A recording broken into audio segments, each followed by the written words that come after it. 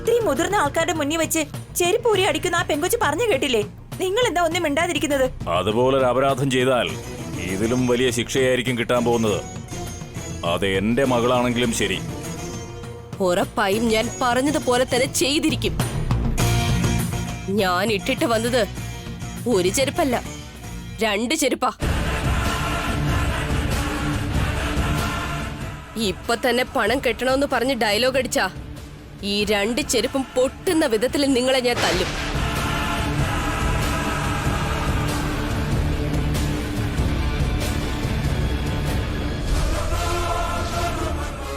ശിവാനി, അവര് ചോദിക്കുന്നത് പണമാണ്, അത് കൊടുക്കുക തന്നെ വേണം. ആ, നമുക്ക് കൊടുക്കാം ചേട്ടാ.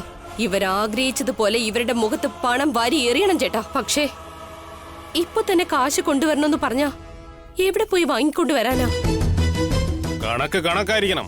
കണക്കൊക്കെ കണക്ക് തന്നെ. പക്ഷെ നിങ്ങളുടെ മകൻ ഒരു ദിവസം കൊണ്ട് 2 ലക്ഷം രൂപ ചെലവാക്കിന്നാണോ? നിന്റെ വാ എന്താ അടഞ്ഞു പോയോ ശശികുമാറെ? പറയങ്ങോട്ട്. അങ്ങനെയല്ല, ഓരോരോ ആവശ്യങ്ങൾക്ക് ചെലവാക്കിയത് അതല്ല. കേട്ടല്ലോ അല്ലേ? ലക്ഷ്മിയായിട്ട് ശശികുമാറിന്റെ കല്യാണ ബന്ധം ഉറപ്പിച്ചത് മുതൽ ഇപ്പൊ ആ ബന്ധം മുടങ്ങിയത് വരെ എന്തുമാത്രം ചെലവാക്കിയിട്ടുണ്ടെന്നാ പറയുന്നത്. അങ്ങനെയാണെങ്കിൽ 3 മാസമായി.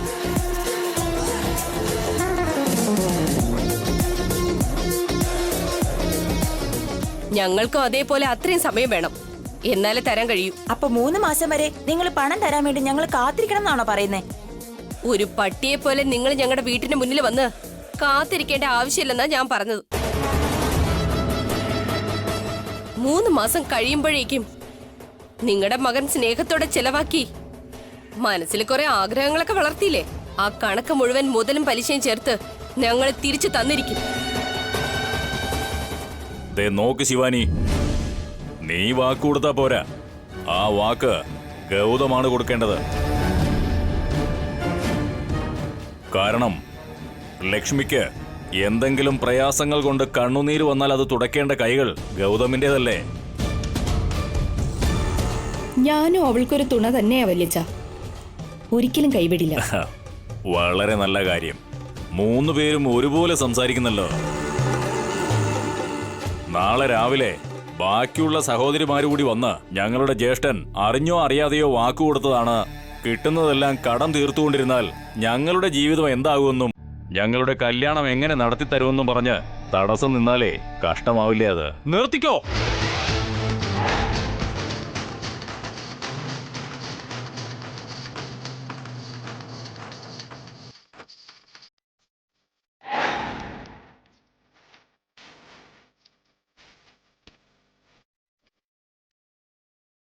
അനുജത്തിമാരി കളങ്കമില്ലാത്തവരാ. അവരുടെ മനസ്സിലെ ഒരു ദുഷ്ടത്തരവും ഉണ്ടാവില്ല. ഈ കല്യാണം സ്വയം വേണ്ടെന്ന് വെച്ച ശശികുമാർ ഒരുപക്ഷെ കല്യാണം കഴിക്കാമെന്ന് പറഞ്ഞ് തിരിച്ചു വന്നാൽ അവൾ മനസ്സുകൊണ്ട് പോലും ചിലപ്പോൾ സ്വീകരിക്കാൻ തയ്യാറായെന്ന് വരില്ല. ഇങ്ങനെയുള്ളവരുടെ വീട്ടിൽ എൻ്റെ സഹോദരി കയറി ചെന്ന് കഴിഞ്ഞാൽ അവൾക്ക് ഒരു മനസമാധാനവും കിട്ടില്ല. നടന്നതൊക്കെ നല്ലതിന് തന്നെയാണ്. ഇനി ഈ കാര്യവും പറഞ്ഞ് എൻ്റെ വീടിൻ്റെ പടിക്കൽ ആരെങ്കിലും കയറിയ അന്ന് എൻ്റെ രീതികളും പ്രവൃത്തികളും ഇതുപോലെ ആയിരിക്കണമെന്നില്ല. ഇവരെ മാത്രമായിരിക്കില്ല, ഇവരെ അനുകൂലിച്ച് സംസാരിക്കുന്ന ആരായാലും ശരി, അവരുടെ അടിയന്തരം ഞാൻ നടത്തും.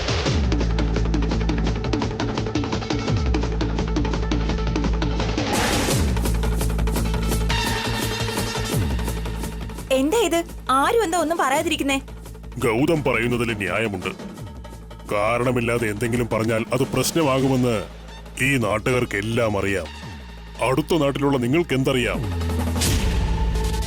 3 മാസം കൊണ്ട് നിങ്ങളുടെ പണം അവർ വീട്ടില്ലേ? ഇതാണ് നാട്ടുകൂട്ടത്തിന്റെ തീരുമാനം. നിങ്ങൾക്ക് പോകാം.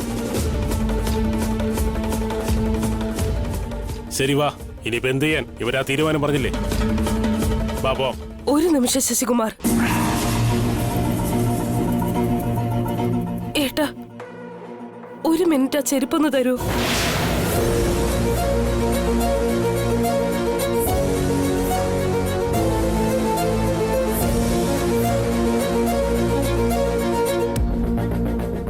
മോളെ. അതെ ഏട്ടാ.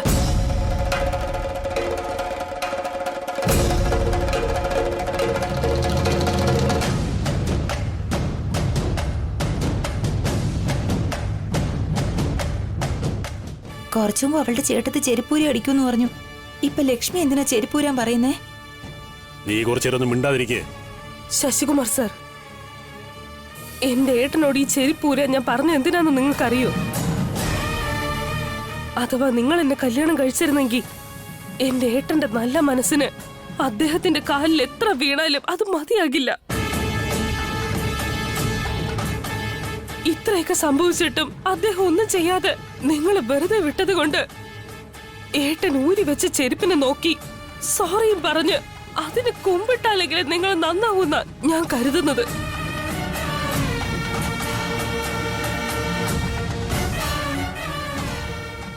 വായട്ട പോവാം. നിങ്ങൾക്ക് ആവശ്യമുണ്ടെങ്കിൽ ഈ 2 ചെരുപ്പും കൂടെ കൊണ്ടുപോവാം. കാരണം എന്റെ വല്യച്ഛനും ചെറിയ കുട്ടിയായിരുന്ന ഗൗതം ചേട്ടന്റെ ചെരുപ്പ് വാങ്ങിയ ചരി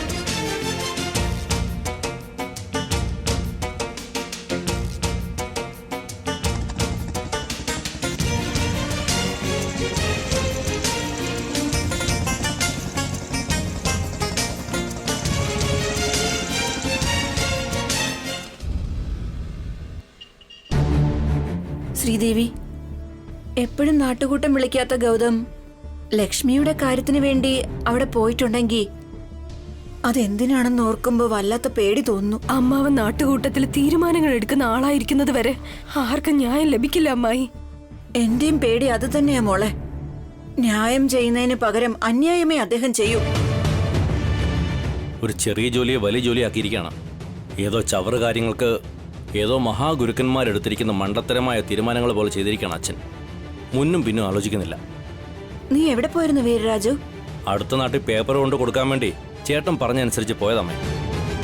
അവിടെ ചെന്ന് കഴിഞ്ഞപ്പോൾ അവരെന്താ പറഞ്ഞറിയോ? ഇതിനെന്താ എത്ര ധൃതി, സാവധാനം കൊണ്ടുവന്നാ പോരായിരുന്നു എന്ന് ചോദിച്ചു. ആവശ്യമില്ലാതെ അലഞ്ഞു. അയ്യോ, ഏട്ടൻ വീട്ടിലുണ്ടാവാതിരിക്കാൻ വേണ്ടി ഏട്ടനോട് കള്ളം പറഞ്ഞ് അങ്ങോട്ട് അയച്ചതാ. അതെന്തിന്? അത് പിന്നെ ശിവാനി ഏട്ടത്തിക്ക് അപ്പോയിന്റ്മെന്റ് ലെറ്റർ വന്നല്ലോ, അത് ഏട്ടത്തിയുടെ കയ്യിൽ കിട്ടാതിരിക്കാൻ ഒളിപ്പിച്ചു വെച്ചിരിക്കോ. അതെ വീരരാജു, നീ ഈ വിവരം അറിഞ്ഞാൽ അവരോട് പറയൂന്ന് കരുതി നിന്നെ ഇവിടുന്ന് മാറ്റി നിർത്തിയതാ. ഇത് അന്യായമായ കാര്യമല്ലേ? ഞാൻ പോയി ഗൗതം ഏട്ടനോട് പറഞ്ഞിട്ട് വരാം. വേണ്ട, അപ്പോയിന്റ്മെന്റ് ലെറ്റർ വീട്ടിൽ തന്നെ ഉണ്ട്. പക്ഷേ ദയവേട്ട് അത് എവിടെ ഒളിപ്പിച്ചു വെച്ചിരിക്കുന്നതെന്ന് അറിയില്ല.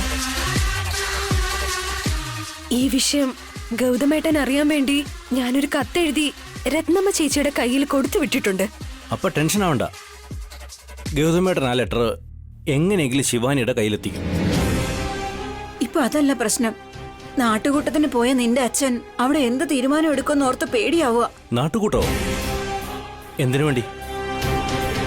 നിന്റെ തീരുമാനപ്രകാരം അവരുടെ തല വെട്ടിയെടുത്തു എന്ന് തന്നെ പറ. മുഖത്ത് രക്തമായി ഒട്ടുമില്ലമ്മേ. പണം കൊടുക്കണമെന്ന് പറഞ്ഞ ഉടനെ ഗൗതം തലചുറ്റി വീഴാൻ പോയി.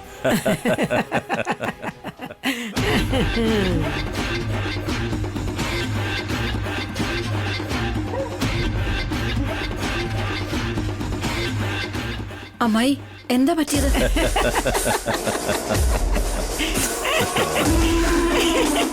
ദേവേട്ടാ, എന്തിനാ ഇങ്ങനെ ചിരിക്കുന്നത്? ഇനി എന്ത് സംഭവിക്കാനാ? ശശികുമാറിന്റെ ലക്ഷ്മിയുടെ കല്യാണം ക്യാൻസലായി.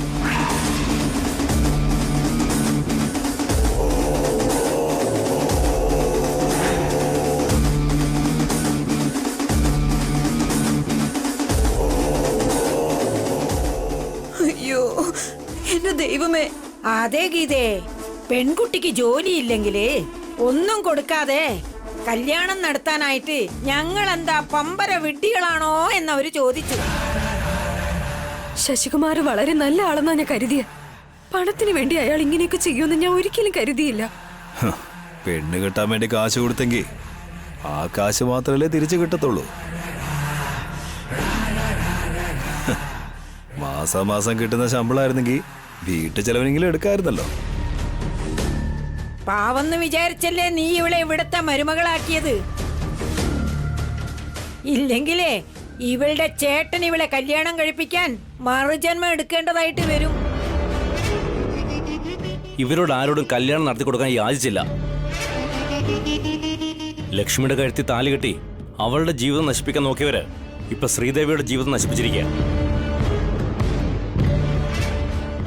കല്യാണം കഴിഞ്ഞ് കുടുംബം നടത്തുന്ന സ്ഥിതിക്ക് അന്യായം എന്നൊക്കെ പറഞ്ഞിട്ട് കാര്യമില്ല വീരരാജു. ശ്രീദേവിയുടെ ഭാവി എങ്ങനെയാണെന്ന് ഇവൾക്ക് നന്നായിട്ട് അറിയാം. പക്ഷേ ലക്ഷ്മിക്ക് അന്യായമാ നടന്നത്. പാവം, ടീച്ചർ ജോലി പോലും ഇല്ലാതാക്കി കളഞ്ഞില്ലേ? അതാരാണെങ്കിലും ശരി, അയാളുടെ ജോലിയും ഇതുപോലെ നഷ്ടപ്പെടണമെന്ന് ഞാൻ പ്രാർത്ഥിക്കുന്നു അമ്മായി. എന്താടി അവരാരാണെന്ന് അറിഞ്ഞ പോലെ നീ സംസാരിക്കുന്നല്ലോ. അറിയാമായിരുന്നെങ്കിൽ പേര് പറയുമായിരുന്നല്ലോ. പിന്നെന്തിനാ അവൻ ഇവനെന്നൊക്കെ പറയുന്നത്? അത് ചെയ്തത് ഒരാണാണെന്നല്ലേ ഇവള് പറയുന്നത്. ശ്രീദേവിക്ക് എന്നെ പോലുള്ള ആമ്പിള്ളേരെ ഇഷ്ടമല്ല മുത്തശ്ശി. അതുകൊണ്ടാ ഇങ്ങനെയൊക്കെ പറയുന്നത്. നല്ലൊരു ബന്ധമല്ലേ ഇല്ലാതായത്. ഇനി അവന്റെ സഹോദരിയെ ആര് വിവാഹം കഴിക്കുമെന്ന് ആലോചിച്ച് വിഷമിച്ചു കൊണ്ടിരിക്കുകയായിരിക്കും പാവം. കല്യാണം കഴിഞ്ഞ അനിയത്തിയെ ചേച്ചിയുടെ ഭർത്താവാണ് നോക്കേണ്ടെന്നൊരു പഴഞ്ചൊല്ലുണ്ട്. ഇപ്പോ അനിയത്തിയുടെ ഭർത്താവ് നോക്കേണ്ടി വരുന്നാണല്ലോ തോന്നുന്നത്.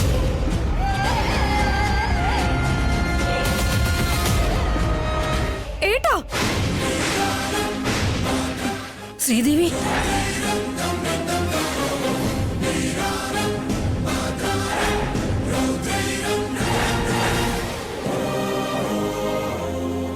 ശ്രീദേവി ഒന്ന് സമാധാനിക്കും മോളെ. എന്തിനാ അമ്മായി മിണ്ടാതിരിക്കണ്ടേ? ഇയാൾ ഈ പറയുന്നതൊക്കെ കേൾക്കുമ്പോ എന്റെ രക്തം തിളയ്ക്കുക. ചതിച്ചാണ് കല്യാണം കഴിച്ചതെങ്കിലും മറുത്തൊന്നും പറയാതെ ഇവിടുത്തെ കാര്യങ്ങൾ നോക്കി ജീവിക്കുക. പക്ഷേ എന്റെ ചേച്ചിയെ കുറിച്ച് ഒരു അക്ഷരം ഇനി പറഞ്ഞാലുണ്ടല്ലോ, ഞാൻ ഇതുപോലെ ക്ഷമിക്കില്ല.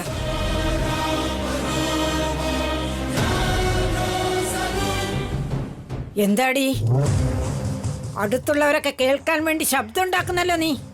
നിന്നെ ഞങ്ങളൊക്കെ എന്തോ ചെയ്യുന്നെന്ന് കരുതി അവരൊക്കെ ഇവിടേക്ക് ഓടി എത്തണമെന്നുണ്ടോ? ആരും ഒന്നും ചെയ്യേണ്ട കാര്യമില്ല. മുത്തശ്ശി പറയുന്നത് കേട്ടാലേ വഴക്കുണ്ടാവും. നാട്ടുകൂട്ടത്തിൽ എന്താണ് നടന്നതെന്ന് നിന്റെ അമ്മ ചോദിക്കുമ്പോ ഞാനെന്താ മിണ്ടാതിരിക്കണോടാ? ദേവൻ ഇങ്ങനെയൊക്കെ സംസാരിക്കുന്നെന്ന് പറയുന്നല്ലോ. പാവം ആ ഗൗതം അവിടെ എന്ത് സമാധാനത്തോടെയാ നിന്നതെന്നറിയാമോ? തീരുമാനിച്ച വിധി അവരെ കരയിച്ചിരിക്കും. എടാ, ശത്രു കരഞ്ഞുകൊണ്ട് പോയിരിക്കുകയാണടാ. ശശികുമാർ ലക്ഷ്മിയെ കല്യാണം കഴിക്കാന്നും പറഞ്ഞ് അവരെല്ലാം ആരംഭിച്ചു. അവർക്ക് വേണ്ടി എല്ലാ ചെലവും ചെയ്തു. ഇതുവരെ അവർ എന്തുമാത്രം ചെലവ് ചെയ്തോ അതെല്ലാം മുതലും പലിശയും ചേർത്ത് തിരിച്ചു കൊടുക്കണമെന്ന് അച്ഛൻ പറഞ്ഞിരിക്കടാ.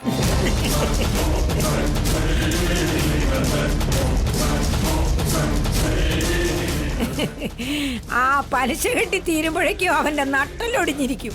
ഇതിന്റെ മുതലെങ്ങനെ തീർക്കാൻ കഴിയും? ബാക്കിയുള്ള സഹോദരിമാരുടെ കല്യാണം എങ്ങനെ നടത്തും? നാട്ടുകൂട്ടമെന്ന് വെച്ചാ ന്യായം കൊടുക്കേണ്ട സ്ഥലമാ.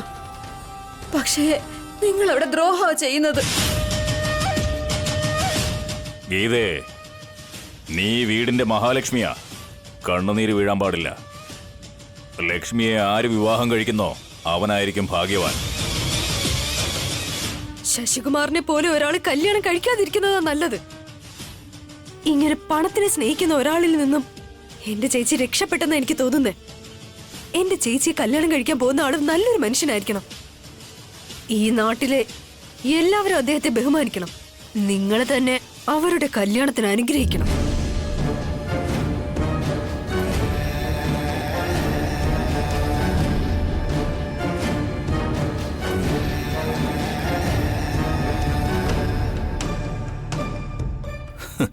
പാവം, ഇവളുടെ സ്വന്തം വീട്ടുകാർക്ക് ഇങ്ങനെയൊക്കെ സംഭവിച്ചത് ഓർത്ത് തലയ്ക്ക് വട്ട എന്നാ തോന്നുന്നത്.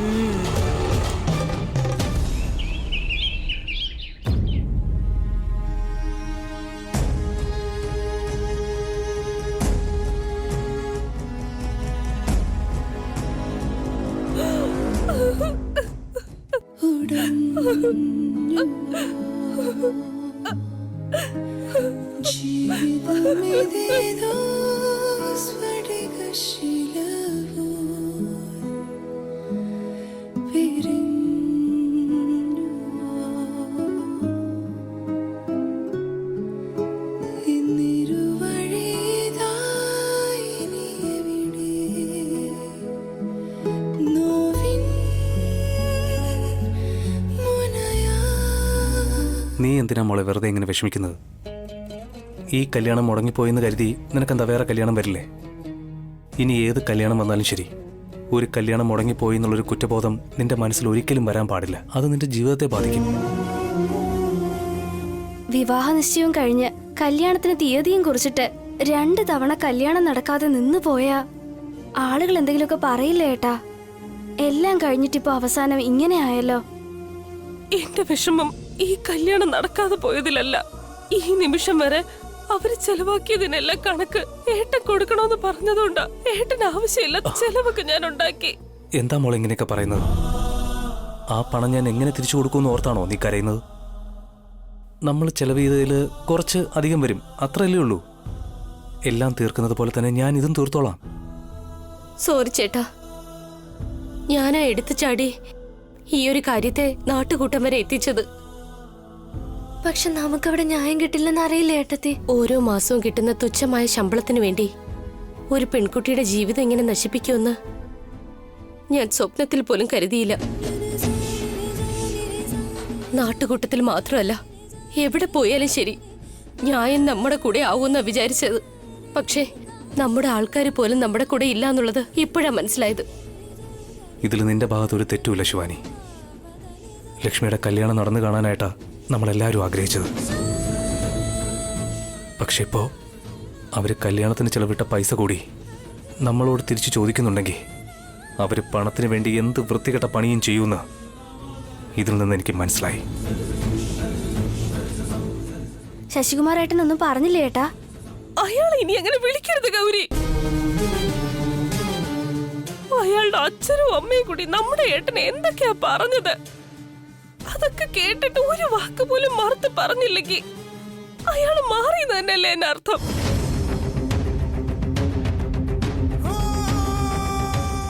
മനസ്സ് മാറുന്ന ആളുകള് എപ്പോഴും മനുഷ്യരായിരിക്കില്ല.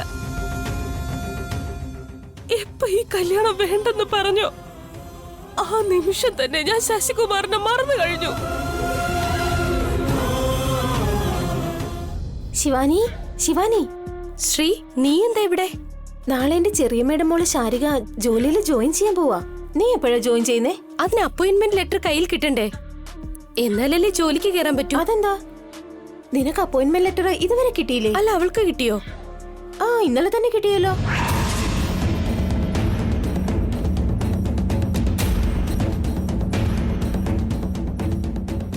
ഇതെന്തു പറ്റി ശിവാനി? നിനക്ക് അപ്പോയിന്റ്മെന്റ് ലെറ്റർ വന്നില്ലായിരുന്നോ?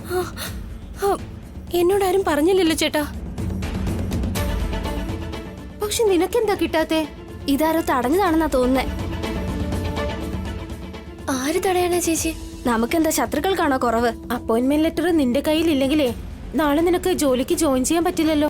ശരി, ലെറ്റർ കിട്ടിയ ഉടനെ നീ എത്തുമെന്ന് പറയാം. ശരി, ഞാൻ പോയിട്ട് വരാം. സത്യ, എനിക്കിപ്പോ നല്ല ടെൻഷനുണ്ട്. ശിവാനി, ഇപ്പൊ എന്താ ചെയ്യാ?